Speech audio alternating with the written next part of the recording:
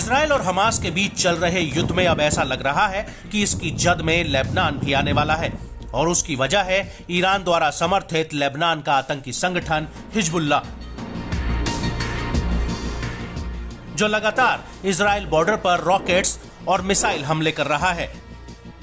हालांकि Israeli defence forces का कहना है कि वो हिजबुल्लाह के हमलों का माकूल जवाब दे रही है। इजराइल के पीएम बेंजामिन नेतन्याहू बार बार हिजबुल्लाह को मिट्टी में मिलाने की बात तक कह चुके हैं।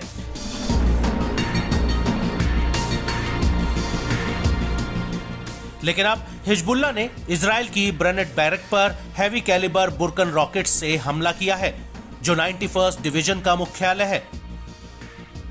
हिजबुल्लाह ने इसको लेकर दो अलग अलग बयान जारी करते हुए कहा कि उसने दो अलग ऑपरेशंस में इस मिलिट्री आउटपोस्ट को निशाना बनाया है। हिजबुल्लाह ने इजराइल के इस सैन्य अड्डे पर 4 बुरकन रॉकेट्स 20 मिनट के भीतर दागे हैं। बड़ी बात यह है कि हिजबुल्लाह ने पहली बार 4 नवंबर को इजरायली सेना पर बुरकन रॉकेट्स दागे थे। बुरकन एक कम दूरी पर वार करने वाला रॉकेट है। इसकी रेंज 10 किलोमीटर तक है।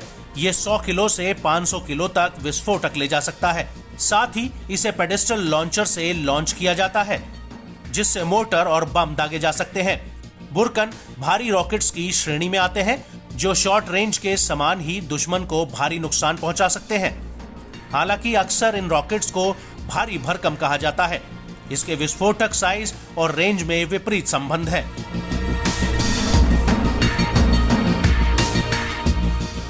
वहीं इजरायली मीडिया का कहना है कि उत्तरी इलाके में 24 घंटे ऑपरेशन चल रहा है।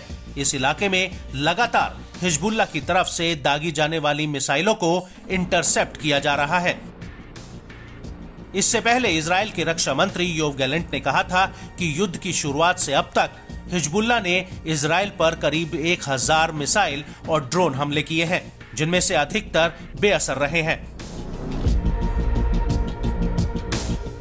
आपको बता दें कि 11 नवंबर 2023 को हिजबुल्लाह के secretary general Syed Hassan Nasrallah ने कहा था कि हिजबुल्लाह ने इजराइल के खिलाफ बुरकन मिसाइलों का इस्तेमाल शुरू कर दिया है, जिनका वजन आधे टन तक जाता है।